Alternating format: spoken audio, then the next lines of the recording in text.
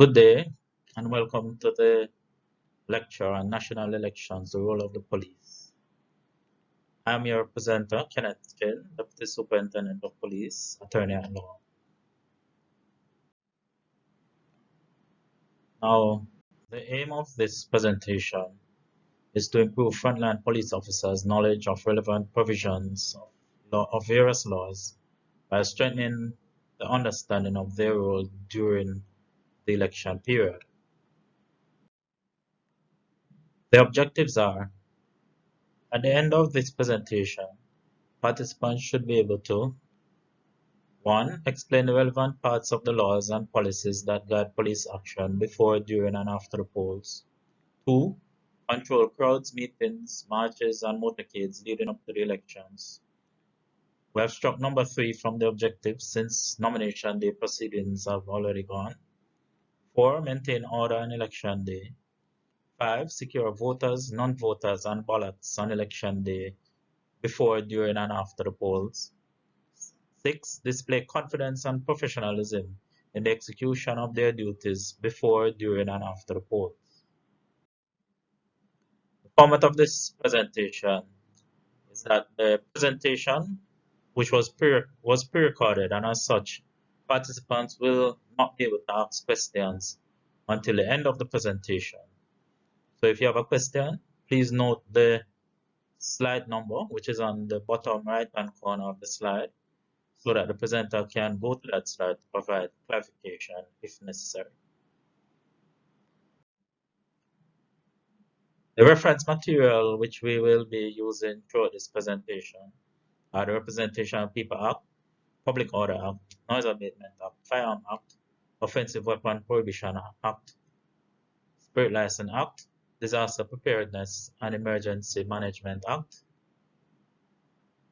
2015, and also the regulations and orders that accompany that act, Human Rights and Police Use of Force and Firearm Policy, the Electoral Office of Jamaica Election Handbook, the Security Forces and National Elections, 4th revision dated January 2015, and the Electoral Office of Jamaica Training Manual for Election Day Workers dated March 2020. Next, we look at the managing of elections. Elections in Jamaica are managed by the Electoral Office of Jamaica, and JCF will provide a supporting role. There are some critical dates that were announced by the Prime Minister and the Electoral Office of Jamaica. The date of announcement of the election was on August 11, 2020, and it was published in the Gazette on the same date. Nomination day was August 18, 2020, and election day is September 3, 2020.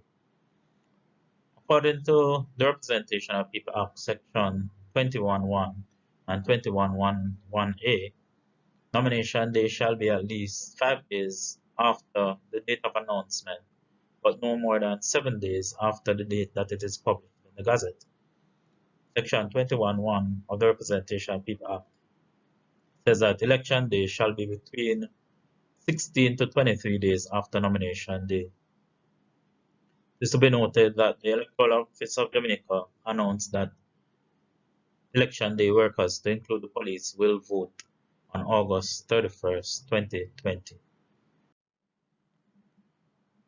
In the lead up to the election, as is customary, the Commissioner of Police published post orders dealing with unprofessional conduct and the need for members to avoid such conduct. General elections will be on September 3, police vote on August 31, 2020. Members are prohibited from making utterances and engaging in activities that may be interpreted as political. The Booker Rules 3.3 deals with politics and public policy, and it states that as a public policy, members are prohibited from making any public expression showing allegiance to any political party. Private discussions on a national issue should not be interpreted as being in favor of or against any political party. the force orders continue, members are reminded that the following conduct will be regarded as unprofessional and will be severely dealt with. Suspension and interdiction will not be ruled out where the situation warrants it. 1. Being engaged in political activity publicly, whether on duty or otherwise, having reported sick or being excused from office and duty. 2. Being dressed in party colors in a manner reasonably interpreted to impute political affiliation and improper conduct. 3. Being in the company of civilians who are engaged in behavior designed to intimidate. And 4. Failing to take lawful police action when appropriately called upon. Now, for the general elections, it is common knowledge that there are 63 constituencies, and for the local government election, there are 229 electoral divisions. Now, there are some issues that may cause police-citizen confrontation, and most of the time it deals with breach of person's constitutional rights, or where the person believes that their constitutional rights are being breached. Now, some of these rights are the right to life and liberty, the right to observe political doctrine, freedom of expression, the right to disseminate opinion through any media, the right of peaceful assembly, freedom of movement, the right to vote, and there are many others.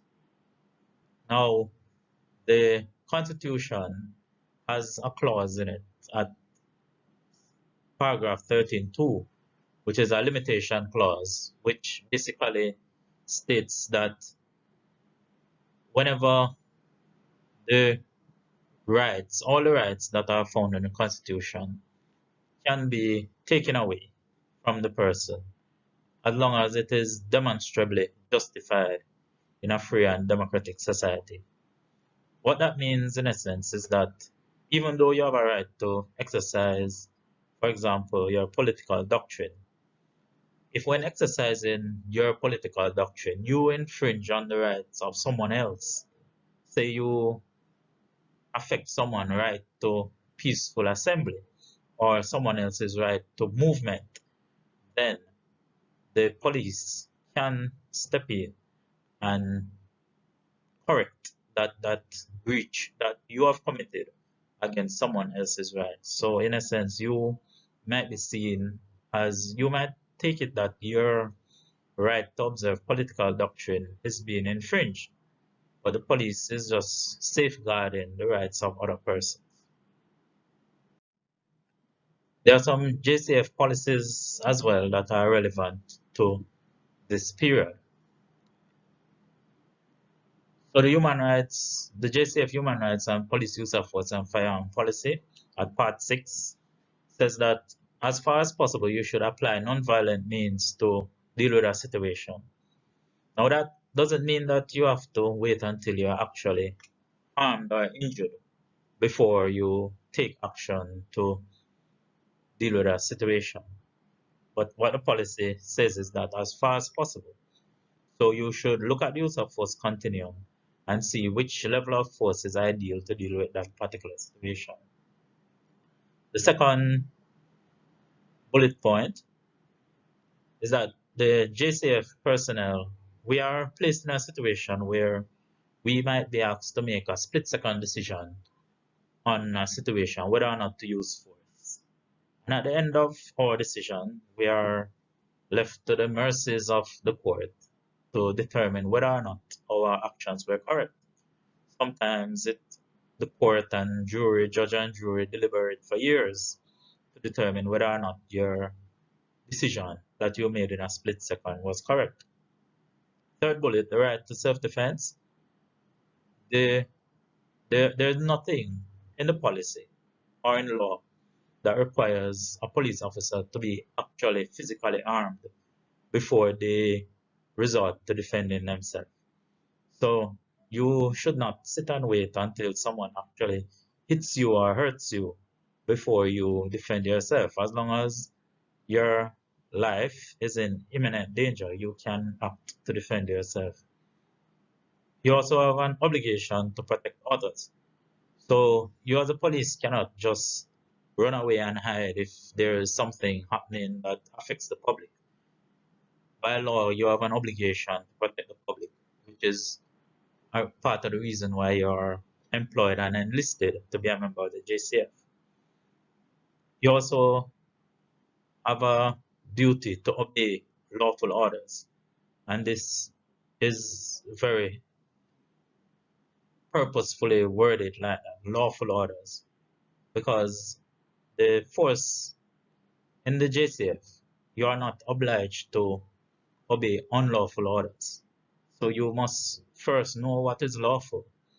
So hence a part of this presentation is to enlighten you or remind you of some of the lawful activities that should take place during the election period so that if you are given an order and it is not lawful, you can rightfully refuse to obey. Part 76 of the policy, we know that there is normally a shortage of firearms right across the JCF, and especially during the election time, during the election period, there is a pre-list of firearms which is sent to headquarters to say who will be having which weapon on election day. So even before election day, you have to determine what weapon you will use, if any, because this list has to be sent to headquarters.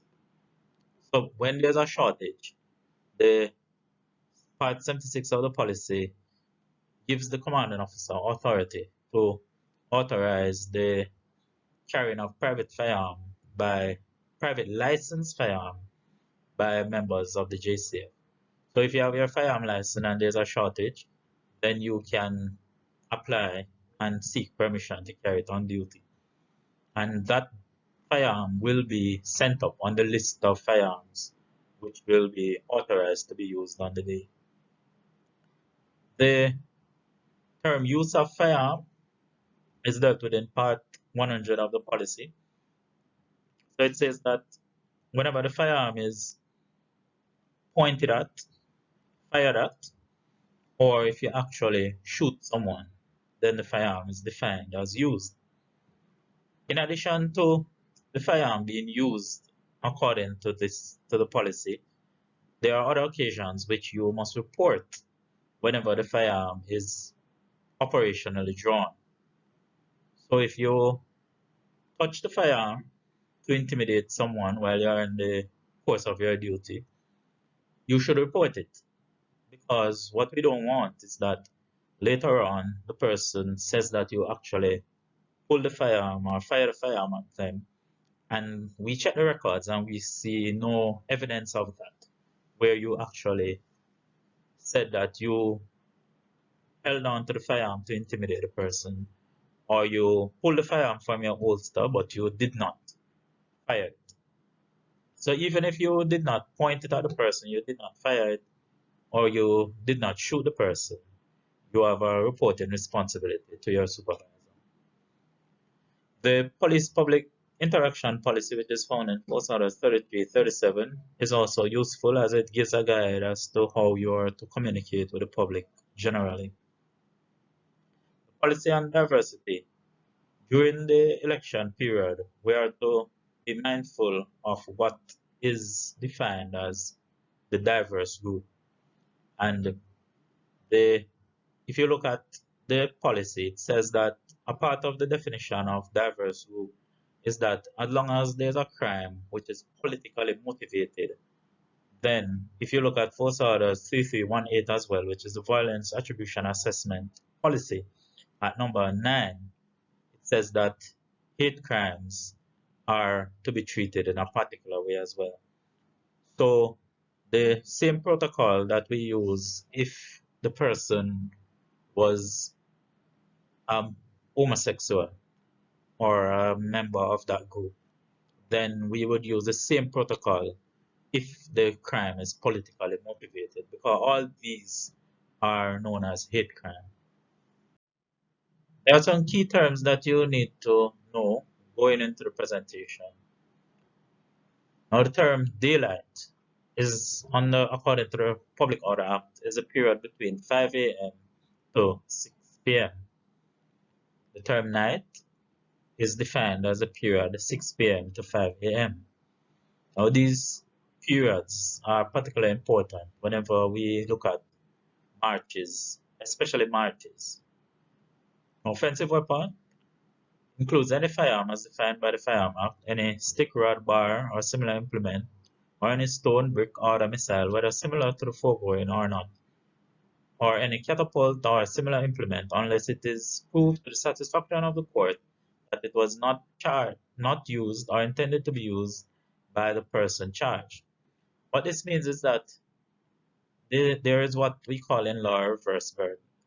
So when you find a person with a weapon, you establish that they were in possession of the weapon, then the burden is switched on the person who is charged to say to the court, I did not have the firearm for the purpose of causing any harm to anyone. The Public Order Act also defines public meetings. Now, public meeting is a meeting in a public place which the public is permitted to attend whether on payment or otherwise. And this is just an extract of what the definition is saying. So it also says that a public march means any march or procession in a public place comprising wholly or partially pedestrians, vehicles, however propelled or drawn, or bicycles, however propelled. And there are some exceptions which would not be defined as a public march, which is any march by the JCF, JDF, or any wedding or funeral, or any school trips, or other marches which are approved by the ministers. Those will not be defined as public marches. The next definition that we will be looking at is political meeting. And according to the Public Order Act, which is a 1969 regulation or legislation, it is a meeting between nomination day and election day, both days inclusive, for general or local government election for the purpose of influencing voters. You'll notice that since 1969, there are some changes made to the law. First, in 1997, with the Noise Abatement Act, it stipulates that there should be no political meeting 24 hours before the polls. So, as such, the definition of political meeting was amended, and it should be between nomination day and 24 hours before the opening of the polls. And this is also found in Section 81 of the Representation of People Act 2016, which deals with election meeting, marches, and motorcades. Now, in addition to the various legislations, we have to contend with the coronavirus, and there were some orders which were passed. Now, the first order that we look at is that on the 13th day of March 2020, the entire Jamaica was declared a disaster area owing to the COVID-19 virus. If you look at the powers under Section 27 of the Disaster Preparedness and Emergency Management Act 2015, it gives the police wide powers, so it gives wide powers. However, the powers which are given are subject to Section 52B, and the essence of that when it comes to policing is that to disobey the order issued by the Prime Minister is not an offense. The offense is when you actually disobey the order of an authorized officer. What that means is that even though the orders are published, you cannot go ahead and prosecute any person unless you have informed them that they are in breach and tell them to desist.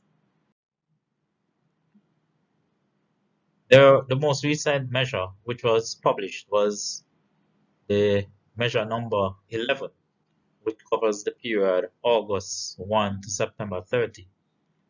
And since measure number 11 was published, there have been one official amendment and two announcements which were made which up to yesterday when the presentation was being recorded, it was not yet uploaded on the site. So we await those to be published. So order number 11 states that, and I'm just picking out the relevant parts that affect us during the election period. 1. Island-wide curfew from 11 p.m. to 5 a.m. We know that that has been the announced amendment. Restrictions on persons with COVID-19, that they should stay at home, that is still in place. Restrictions on persons with flu-like symptoms, that is still in place. Restrictions on persons 75 years old, that one is still in place as well. Number 5, gathering not to exceed 20. And there are some exceptions which are listed in the fourth schedule, and it basically exempts a particular group of people, which is a very involved list. It's a very long list, so you need to be aware of the persons who are exempt. In addition to the persons who are listed as being exempt, there is a form, which is Form 5 in the fifth schedule, which gives the Ministry of Health permission to allow gatherings to exceed 20. So if there's a gathering that exceeds 20, it may not be that they are in breach. So it is up to you as a police to speak to the person leading the gathering and find out if they have the Form 5. And if they have the Form 5, then they would not be in breach. But if they don't fall in the group of exempt persons, and they don't have the Form 5, then you tell them to disperse. And if they refuse, then they commit a breach. Number 6, maintain 6 feet distance. And number 7, wear the mask properly covering the nose and mouth. Now, the announcement which was made on August 21, which is posted on the Office of the Prime Minister website, and the parts that are relevant to the elections are as follows. It says for Kingston, St. Andrew, and St. Catherine, Clarendon, and St. Thomas, the nightly curfew is from 7 p.m. to 5 a.m. And all other parishes, curfew starts at 11. But we know that there was another order which was made that moved it to 9 p.m. Number 2, meetings for organizations must follow gathering rules, no more than 20. And no outdoor meetings should be held. In addition to the restrictions for those particular parishes, there was also an announcement for other parishes that involve motorcade, drive-thrus, etc. So those have since been announced, changed. So I have struck them from the presentation. And however, it still stands where it says that 5 persons are allowed to walk door to door for the purpose of canvassing and distribution of election material.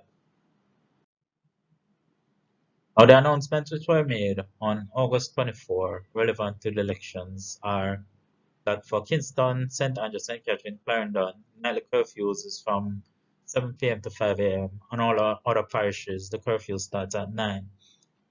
No political motorcades and no entertainment activity or event for the next 2 weeks. Now, we're looking at some of the possible scenarios that may affect you while executing your duty. Now, in this scenario, two constables were on patrol when they saw one of the candidates who did not have a permit addressing a large group of supporters at 11 p.m. And the question is, what legal action can the police team take, citing authority? Now, when we look at meetings and marches between nomination day and election day, there are particular rules that govern this period. And these meetings or marches are known as political or election meetings or marches. So during this period, no permit is needed to have a meeting. However, what is required is that you give 8 hours notice, and the law doesn't state whether or not the notice should be in writing or it can be verbal. So, but in my experience, the candidate usually sends a list to the police and to the superintendent and of places and stops that they will make during the period. No loudspeaker beyond 12 midnight, and that is according to the Noise Abatement Act. So if they have a meeting, then the meeting should not go beyond 12 midnight as long as they are operating a loudspeaker. However, that 12 midnight would only be relevant if we did not have curfew. So under this disaster risk management emergency measure order, the curfew for some parishes start at 7 p.m. and for others is 9 p.m. So what this means is that any meeting that is being held should not be should not go beyond 7 p.m. for some parishes and 9 for others. And also there should be a maximum of 20 persons at the meeting. The mask must be worn 6 feet distance, and outdoor meetings are not permitted. That should be corrected. No outdoor meetings. So the police powers, duties and responsibilities.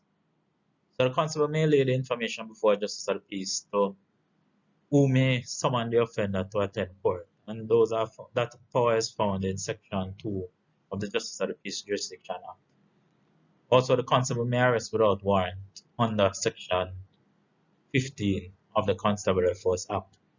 Be mindful though that if the person breached the Disaster Risk Management Act, you must first warn the person or inform them that they are committing a breach. And it is only if they disobey your instruction to disperse that is when the offense is committed. Another scenario, two constables are on patrol and they observe the candidate for party 2 who did not have a permit leading a motorcade of party supporters at 8 p.m. Now, during this period, no permit is needed to have a march generally. However, you should give 8 hours notice similar to the meeting. However, the march which is taking place at 8 p.m. in this scenario would be unlawful because the Public Order Act at Section 4 says that no night march is permitted. So every march must end by 6 p.m. And according to the Disaster Risk Management Emergency Measure Order, no political motorcades are allowed during this period as well. So if there's an illegal march, a corporal may call upon the leader to call on the march to disperse, and that is under Section 5 and 9 of the Public Order Act. If the person refuses the order to disperse, then the constable may arrest without warrant any person, and those powers are found in Section 31 of the Public Order Act, or he may proceed by summons under the Justice of the Peace jurisdiction. The next scenario, it is election day. Sorry, election day is 3 days away and campaigning is in full swing. Two constables were on patrol when they see Jerry with a licensed firearm in his waistband, partially covering his shirt. Jerry was in a public place 50 meters from where a lawful political meeting was being held. What action can the police team take, citing authority? Now, what is the law as it relates to firearms at meetings? According to the Public Order Act, Section 29, no offensive weapon, whether concealed or not, should be at any public meeting, public or political meeting. The firearm being licensed is no defense as long as the offender is within earshot of the meeting, and that is found under Section 29(3)(a) of the Public Order Act. And what are the powers, duties, and responsibilities of the police in this scenario? The constable may search any person reasonably suspected to commit an offense under the Public Order Act, and that is found under Section 30. And the constable may also arrest without warrant under Section 31, or we know that the constable can proceed by summons under the Justice of the Peace Jurisdiction Act. In the next scenario, two constables were on patrol at 11 p.m., 11:30, 10:30 p.m., and a citizen who lives 200 meters from where a meeting was being held stopped the patrol team and asked to have the meeting dispersed as he wants to sleep and the sound could be heard at his house. In this scenario, we look at loudspeakers being played at meetings. Now, under the Disaster Risk Management Emergency Measure Order, curfew would start at 7 p.m. or 9 p.m. depending on the parish, and maximum of 20 persons, mask must be 6 feet distance, and no outdoor meetings. So the first step in COVID time is that none of these, so the person would be breaching the provisions of the Disaster Risk Management Order. In addition to the COVID measure, if the no political meeting shall be held beyond midnight, and that is covered by the Noise Abatement Act. And also the Noise Abatement Act said a note speaker should be audible beyond a distance of 100 meters. Section 6.1 of the Noise Abatement Act provides that any person, and this authority, any person is not limited to the police. So any person can require the operator to reduce the volume on any loudspeaker between the hours of 10 p.m. to 6 a.m. because of sickness or any other reasonable cause. So if a person is being disturbed by the music or the sound, they can go to the operator and ask him to turn down the music or the sound. And if they refuse, they commit an offense. So if the person breaches Section 6.1 of the Noise Abatement Act, a sergeant or above may seize the equipment which is in breach of Section 6.1.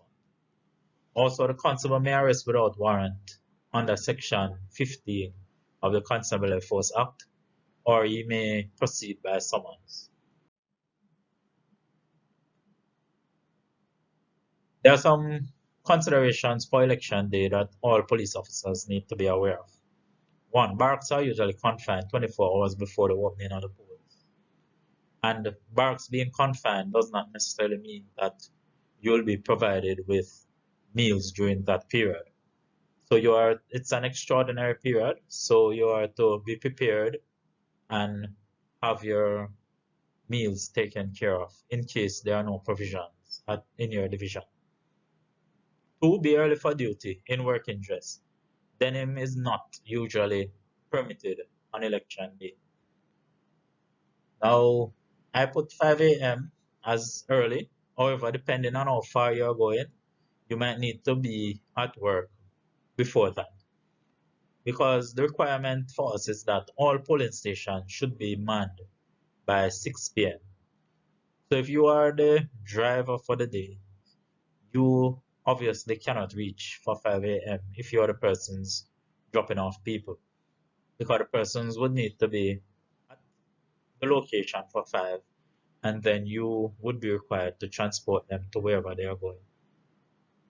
So you have to be equipped with your vest, baton, handcuff, raincoat, pepper spray, firearm. And remember, we spoke about firearm earlier, is that all firearms which are issued on the day must be pre-recorded and sent to headquarters. So if you are going to draw a firearm on the morning of election, then something is wrong with that situation. Unless it is already assigned to you and you know that this is the firearm you'll use on the day. Number 4, have your pen, paper, notebook, etc. Number 5, take a knapsack with you. And I know most of the young police officers have some pretty knapsack that they are wearing. But during this period, we expect that the bag that you carry for duty would be either black or dark blue. And you have to ensure that you have your mask, more than one if possible, your sanitizer, your hand soap, your tissue, water, bottled water, and also some snacks. And the snacks should be snacks that you can quickly clean up after yourself. So the sardine and the mackerel and those things would not be recommended in this type of scenario. Number six, prepare to work long hours, one shift without relief. And even though over the last few years welfare has improved, depending on where you are, you might have challenges with welfare. So ensure that you have something to munch on during your period. When you reach the location, if possible, try and get a chair and a desk that you can have an area which you designate as your command post of sort on the day, where if someone needs to take a break, they can take a break. You rotate the persons you are working with so that you have an area and some level of comfort where the persons can be fresh whenever they break and come back. On election day, when you arrive at the polling station, ascertain the name of all persons working there. So, and this is important for you to do on arrival, because if you wait until something happens later on in the day, it is nearly impossible to get the name of any of these persons, especially if they are the persons who have breached the protocol. So, ascertain the name of the election day worker cluster supervisor, to the presiding officer, the poll clerk, indoor agent for each candidate, political liaison officer for each candidate, the outdoor agent for each candidate, the JCF and JDF personnel working at the polling station, and also the polling station security assistants and observers, if any. Number two, on when you're at the polls, the presiding officer and or the election day worker supervisor is in charge of the polling station or polling location. And you have to ensure that you follow all lawful instructions which are given by these persons. Number three, measure the prescribed distance. And in the next slide, we will look at the prescribed distances. You have to maintain order at the polling station. And if a legitimate voter commits an offense for which you are going to make an arrest, you should ensure that he is allowed to cast his lawful vote before he is arrested, if he is to be arrested. Look at the prescribed distance. There are some points that you need to measure off when you go to the polling station. Now, in each of those buildings, you could have one or more polling station in each building. So what the law says is that you should look at first the polling location. So each building can have a polling station. Polling location now is the premises. So if you have a perimeter fence, it is easy. You know that the perimeter fence is where the location, the boundaries of the location. But if there are no perimeter fencing, then you would have to create an imaginary perimeter for the polling stations for you to determine where the polling location is. And the next distance that you need to know is that you should first measure 20 yards from the perimeter. So that 20 yards is where your outdoor agents, the boundaries for your outdoor agents. So the outdoor agents must not come within that 20 yards. And an estimation, I was told that a long step is 1 yard, but when I actually step my normal pace, I get three of my normal paces to be 1 yard. So when I'm measuring my 20 yards, I just make 20 by 3, which is 60 paces. So I make 60 of my paces so that I know where my 20 yards is. And then the next distance is the 100 yards from the perimeter. So after I measure my 60 and I know where the 20 yards is, then I take another 240 steps for me to know where that 100 meters is or 100 yards, because that distance is critical during the election period, because this is the sterile zone where no influence in our voters, etc., should take place within this 100-meter boundary. Now, there are some other issues to be considered on election day. One, when is the poll open? So the polls are open between the hours of 7 a.m. to 5 p.m. Who may vote? So any person whose name appears on the voters list is permitted to vote. And the EOJ has announced that when you produce your identification card, it is easier or quicker for you to cast your vote. If you don't have an identification card, but your name appears on the voters list, then you would not be prevented from voting. But there are some steps which has to be followed before you are allowed to cast your vote. So who may not vote? So the chief electoral officer or the director of elections in the olden days is not permitted to vote. Also, a person sentenced to death or a person sentenced in excess of 6 months, and the person's state of mind, if they are certified lunatic, then they cannot vote. Additionally, if the person's name is not on the voters list, then they cannot vote. And some other things that prevent you from being on the voters list.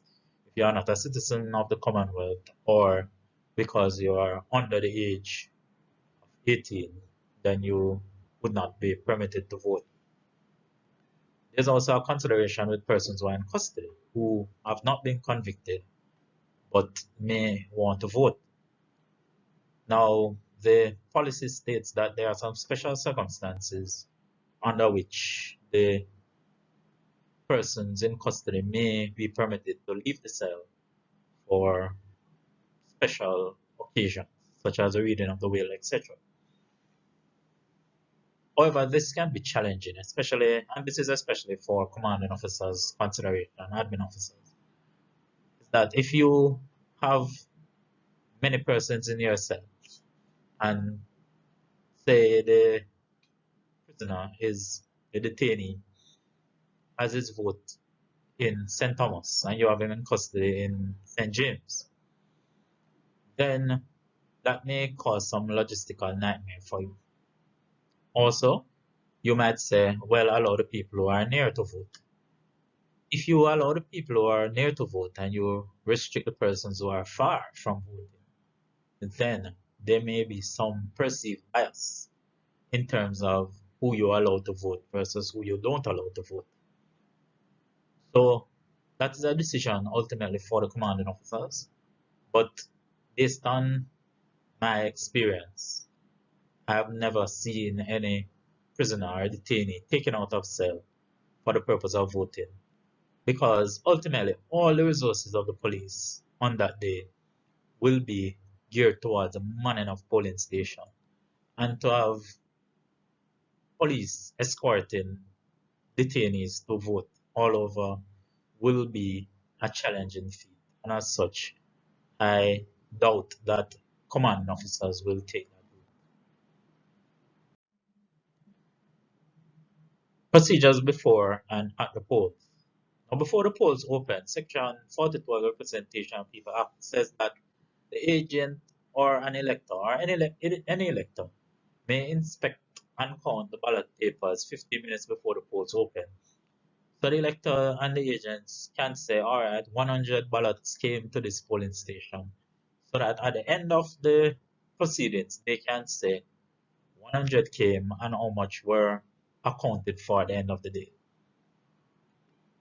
So Section 43(1) provides that the presiding officer shall open the box and the agent inspect the content to ensure that nothing is in the box. That is, no ballots which were marked already in the box. The empty box is then locked and the presiding officer keeps the key. Immediately after the box is locked, electors are called in to vote, and the poll clerk keeps a record of the persons who actually voted. Now, what are the police duties, powers, duties, and responsibilities in the patrol zone? Now, in this scenario, two constables are on mobile patrol 2 hours before the polls open. and they saw a vehicle which is driven by a person who is a known political activist, and he was found to be carrying four persons dressed in party colors who were seeking to influence voters in the constituency. And none of the persons who he was carrying were registered to vote in that constituency. And later on, about 8 a.m., the team intercepted a vehicle driven by Timothy, which was found carrying electors to a polling station to vote, and the vehicle was not registered as an election vehicle.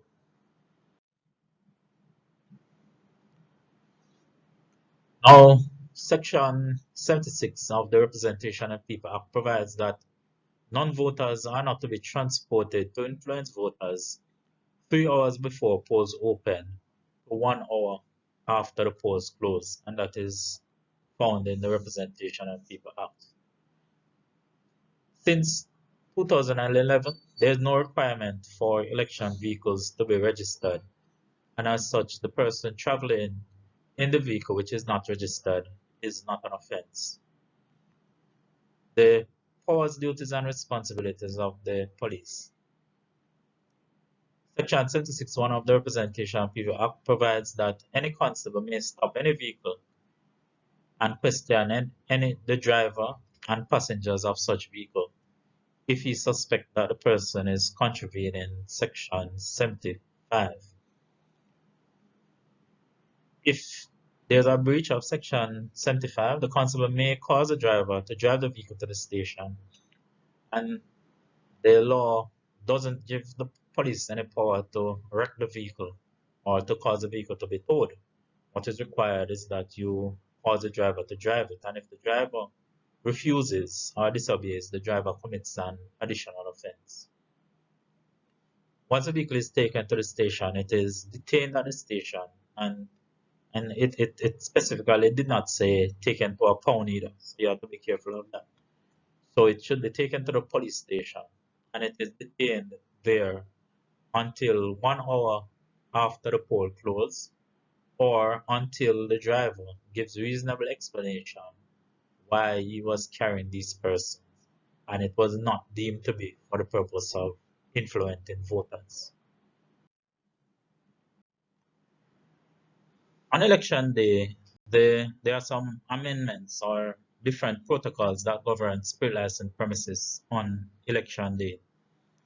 Now, the normal opening hours for spirit license premises for town retail, village retail, and tavern, the opening hours are from 7 a.m. to midnight every day except Sunday, and from 3 p.m. to 11 p.m. on Sunday. And this was amended in 2012, the spirit license order of 2012. The same order also amended the opening hours for hotels, which is 7 a.m. to 12 midnight every day. And the license granted to Town of Wholesale Proprietors Club and Members Club are according to the opening hours of their trade license or the Registration of Clubs Act. And normally the question is asked, what is a town off? And an example of a town off is a supermarket. So the supermarkets, the wholesale, the clubs, etc., their opening hours are in accordance to the license which they are granted. And in 2012, there was an amendment made to the Spirit License Act, Section 34, which contained the opening hours for these premises. This was amended in 2012. In addition to the 2012 amendment, the Disaster Risk Management Emergency Measure number 11 order also made some restrictions on opening of spirit license premises. So the order at paragraph 11A said that all nightclubs and places of amusement should remain closed. Village retail to close from 10 p.m. to 9 a.m. All other bars to close from 10 p.m. to 8 a.m. And in addition to closure, it has conditions that they must follow even while they are open. The measures also, which are the recent announcements since the measure number 11, amendments since measure number 11, is that for some parishes, you have curfew starting at 7, and at others, curfew starting at 9. So this means that the closing hours is further expanded. So we have that to consider as well.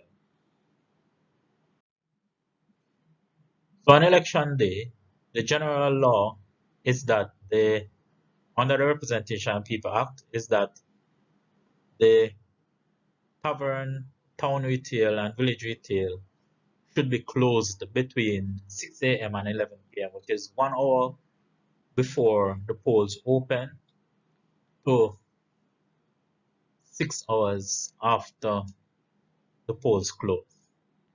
So 1 hour before the polls open, you cannot, these premises must not be open at all. And for other premises, which are the hotel, townhouse, wholesale, they can open, but they are not permitted to sell spirit between the hours of 6 a.m. to 11 p.m.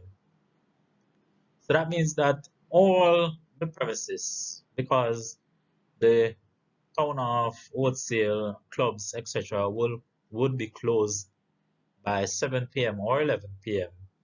depending on the parish that they are in.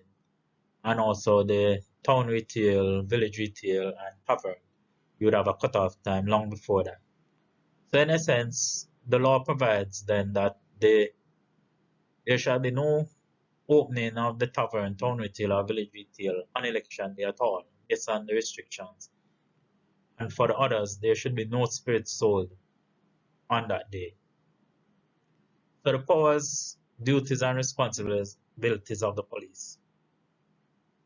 So the constable may arrest any person who breach the Spirit License Act, who fail to properly or correctly identify themselves. And this is found under Section 59(1) of the Spirit License Act. In addition to those powers, there's also the power of arrest under Section 15 of the Constabulary Force Act. And of course, the police can also cause the offender to be summoned to attend the court. In the next scenario, we are now looking at election day at the polling station.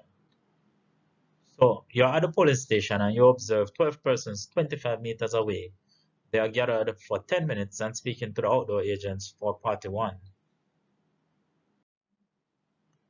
Now, Section 41A(3) of the Representation of People Act provide that there should be one outdoor agent for each polling station.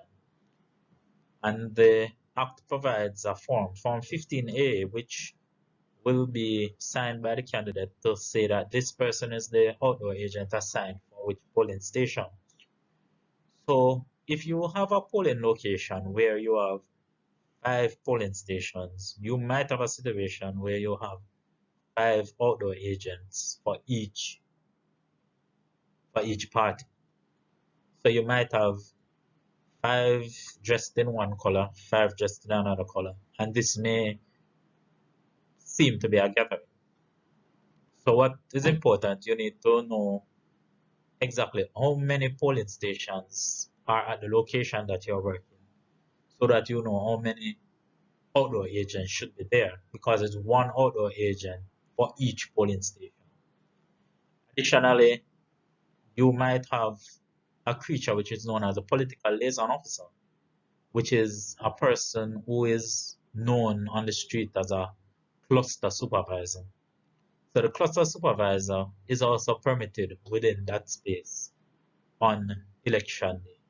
So the cluster supervisor and the outdoor agents can gather no more than 20 meters from the polling station. So if the gathering does not include those persons, then you look to see what does the law provide. So the law says that no congregation within 100 meters of the polling station. So any person who congregates within that space who are not provided for under the Act, which are the outdoor agents and also the elector who just stops to seek which polling station they are to cast their vote. Then in that situation, anyone who falls outside of that group, then they would commit a breach. And Section 15 of the Constabulary Force Act provides that the constable may arrest any person who is breached the provision of any law, and also you can proceed by summons. Especially for those persons who have never voted, this slide was inserted just to give you an idea of the voting procedure in summary, a summary of the voting procedure. So with COVID-19, we know that before you enter the polling station, you'll be required to wear a mask and also sanitize.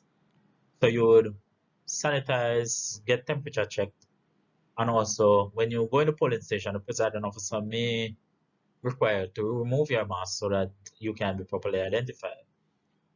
So after you're identified, then the presiding officer ascertain and ensure that you are the person who is on the ID. The presiding officer inspects your finger to ensure that you have no electoral ink as an indication that you have already voted.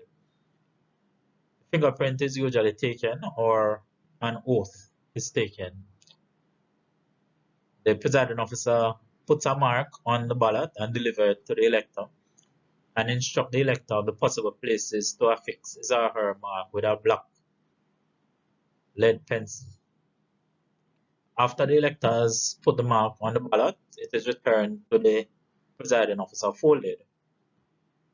The presiding officer inspects the elector's finger to ensure that there is no ink-resistant substance on the elector's finger, and then the counter fold is removed by the presiding officer and the elector is asked to dip the appropriate digit in the ink. After it is dipped, then the ballot is placed in the box. And the law provides that if the person is in line when the poll closes, then they should still be allowed to vote. Who may be in a polling station while not voting? Now, the law provides that Section 41(1) of the Representation of People Act that certain persons can be in the polling station while not voting. If you look at Section 113A(2)(b), it provides that the election day worker supervisor, which is the person who is in charge of what they call a cluster from the EOJ. So the EOJ have a cluster, and that person would be supervising all the election day workers in that cluster. So that person is allowed in the polling station, along with the presiding officer, poll clerk, one agent for each candidate, and the candidate agent should have the Form 20A, which is signed by the candidate in his possession. The candidate for the constituency may also be in the polling station with police security.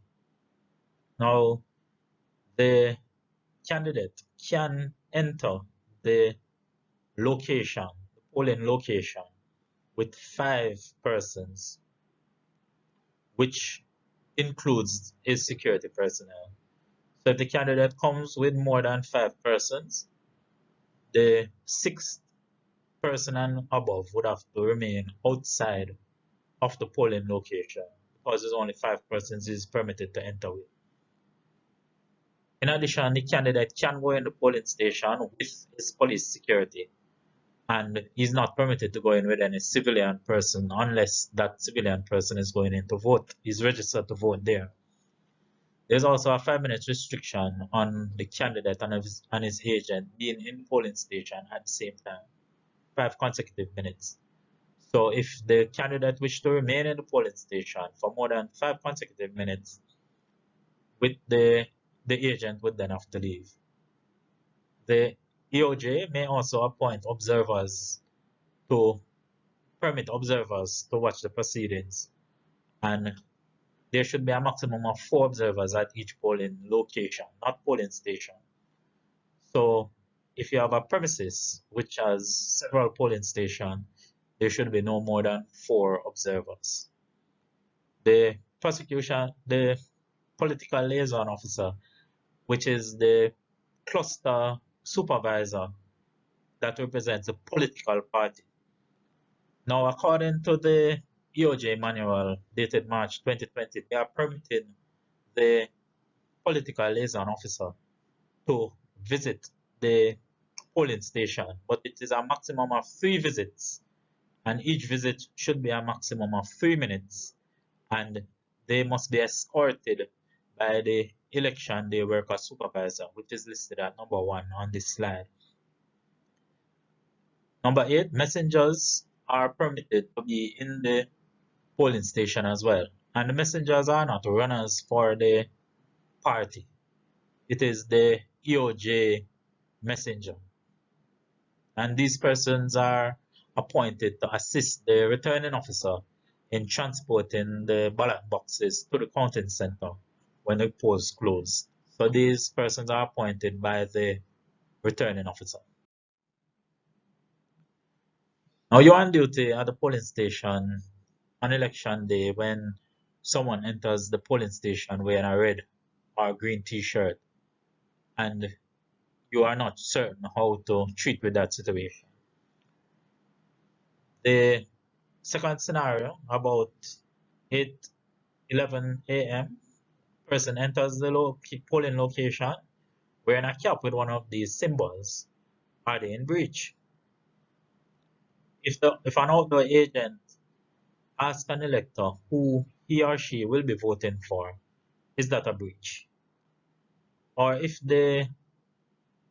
someone goes to vote and they refuse to join the line, are they in breach? Now, what does the law says? Now, to maintain order at the polling station, Section 78(1) of the Representation of People Act said that no person to influence voters on election day within 100 meters of the poll. That means that no person should have any picture of the candidate or any symbol of the party on any t-shirt or armband or anything like that within 100 meters of the polling station, polling location. The green shirt, the orange shirt are permitted, but they should be plain shirts. As long as it has a symbol, you can ask the person to either remove it, depends on the item of clothing, or they can just turn it inside out. So if it is an armband with a particular initial on it, then they can just flip it over and then it will be fine. If it's a cap, they can remove the cap or they can turn it, invert the cap. If it's a t-shirt, they can turn it inside out as well and they would be permitted to vote. Section 78(1) also provides that no person to ascertain how an elector will vote or how an elector has voted within 100 meters of the poll. Section 77(2)(a) says that the persons may be required to form a queue, which is the same thing as a line. Under the Disaster Risk Management Emergency Measure number 11, the maintenance of social distance of 6 feet and also the wearing of masks is mandatory during this period. Now, if you are at a polling station and the presiding officer instructs you to remove these persons from the polling station, you need to know whether or not the instructions are lawful because the law provides that you must comply with all lawful instructions given by the presiding officer. So if in number 1, if the person shows the marked ballot to the persons in the polling station and the presiding officer marked the ballot as spoiled and the person demands to get a new ballot, should the presiding officer issue her with a new ballot in that situation, or should she be told to leave the polling station? And number 2, if the person uses phone to take a picture of the marked ballot and the presiding officer marks the ballot as spoiled, is the person entitled to get a new ballot, or is the presiding officer correct in asking you to escort the person out of the polling station? Number 3, if someone enters the polling station with a second blind elector, meaning that he came already, voted for one blind person, and he comes again to vote for a second blind person, is he permitted by law to do that, or is the presiding officer correct in asking you to escort him out of the station, the polling station?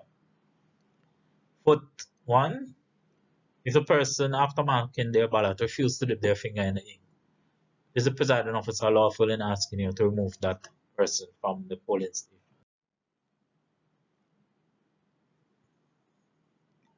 According to Section 35(8) of the Representation of People Act, open votes are not allowed, and if you show your ballot to any person, then your ballot is deemed to be spoiled, and the presiding officer in that situation should give you one additional ballot. So if the person shows how they have voted, the presiding officer is obliged to give them one more ballot. But if they do it again, then if it's a second time, then you should escort the person from the polling station. It is unlawful to vote openly. It is an offense for which he can be charged by you. The photographing of marked ballot is not allowed, and the presiding officer rightfully spoil the ballot. And in that scenario, no additional ballot should be issued. And also, the person committed a breach for which he can be prosecuted. The fourth bullet, no person can vote as a friend of more than one blind elector. That is Section 36(5). And he can do it for one person, but not any person after that. Each elector shall dip the appropriate finger in the election ink. So if the person does not dip the appropriate finger in the ink, then they have not completed the voting process, and you must comply with the instruction of the presiding officer to escort that person from the polling station. What are the police powers, duties, and responsibilities? So the police shall comply with all lawful requests by the presiding officer, and that's Section 77(a). And you have the power to remove any elector from the polling station which the presiding officer instructs you to remove. And you also may arrest without warrant any person who commit a breach, who commit any election offense, and that is Section 15. And of course, you may proceed by summons under the Justice of the Peace jurisdiction. The last thing we want to look at is ballot boxes. And the police is responsible for the security of the ballot boxes before the polls open. That means even now, while we are here, wherever the boxes are, normally at Duke Street, then the police should be providing security for the ballot boxes there. While the poll is open, during the preliminary count, during the escort to the counting center and at the counting center, and if there is a magisterial recount or some other counting process, the police is responsible to secure the boxes straight until the election is finalized. So you should avoid being in physical possession of the boxes unless absolutely necessary. So for the more senior police, you know that there was a time when the boxes are usually stored at the police stations, but that is no more. So in recent times, the decision has been taken that the police should not be in possession of the ballot boxes. So unless it is absolutely necessary, in a situation where you have to wrestle the box from someone or someone is trying to move the box and you have to take it from them, then under those circumstances, then you can be in possession of it. But otherwise, you should not be picking the boxes and transporting them to the vehicle and all that. That is not your responsibility. Your responsibility is the security of the boxes. Because a stolen ballot box has serious consequences for the police, especially if it is a marginal seat and it is deemed that your action or inaction caused the box to be stolen. You may post your questions at this time, as will be available to answer all the questions which are posted.